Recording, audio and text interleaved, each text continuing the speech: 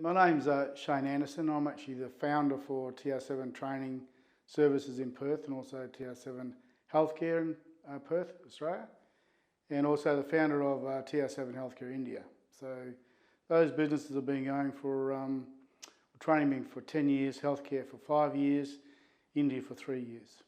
But there's a story behind all this. TR7 really represents a total resources 7 days a week, and it's in the aged care sector, disability sector. Huge demand, huge challenges facing that sector, but I do have a purpose and a mission behind it. I'm looking at changing and transforming that sector. So when I started up my own business in TR7, I wanted to look at ways I can help the industry, and I thought, well, the best way is to look at upskilling people and providing good quality people, competent and confident. But what actually awoke the giant within was a tragic event in my life. My mother was 76, living in Lancelin, and she came down from Lancelin into a hospital here, and I remember being there while she's unpacking and petticoat in a bag, and she was happy and just coming down for a regular checkup. And I just started the company back in 2003. I'd only been going for 12 months. And I used to visit her every day after my business. And there was one night, late at night, probably 7:30, I went to the hospital, and I heard this woman screaming in pain, absolutely suffering in pain, screaming out. And it was my mother. And there were two nurses sitting at the reception. And I said, "Can you hear that woman screaming?" And they just sort of looked at me blankly.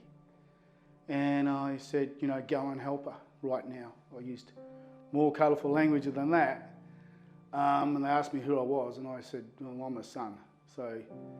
And that really hurt me, because she was crying out in pain, "Let me go, let me go." And she was my rock, and she was always so motivated and determined. So then what actually happened, a few days later, so it's now 10 days in hospital. And we were called in the hospital, my twin brother and younger brother, and all of a sudden she's on life support. She's on life support after a regular medical checkup. And we walked in the hospital, and the nurse came up to us three boys and said, "You've got to make a decision, and that's whether you're going to keep your mum on life support or take her off." I was absolutely furious, angry, and couldn't believe it. I was actually in shock. Couldn't believe it. So one moment regular checkup, next minute she's in, on life support, and we had to make a decision to end our mother's life. So I turned to my two brothers and said, "What do you think?" And they said, "Well, we don't want to see Mum in pain." So we said, because I was 5 minutes older, sort of a bit of the leader of the group of boys, went in there and told the nurse there, "Yeah, please take Mum off life support." Then I told everyone to get out of the room. No one's to come through those doors. The doctor explained what would happen for her last breath, her last passing. And it was 9:30 in the morning, and us three boys just sat there. And we just sat there in silence. We sat there reminiscing, talking about good old times. Lots of times of silence. And it was quite a wonderful moment in some ways. So then, 7:30 p.m. at night, and she was a mad West Coast Eagles supporter in AFL.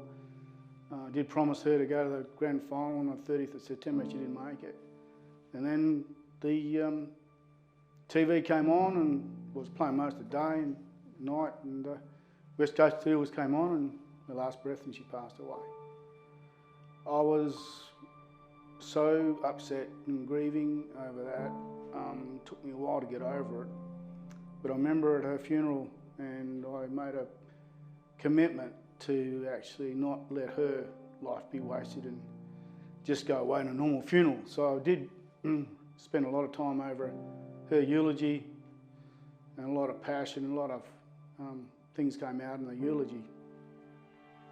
And one thing I found was from then I had a wonderful gift of speech in terms of when I speak from the heart. that she gave me or left me.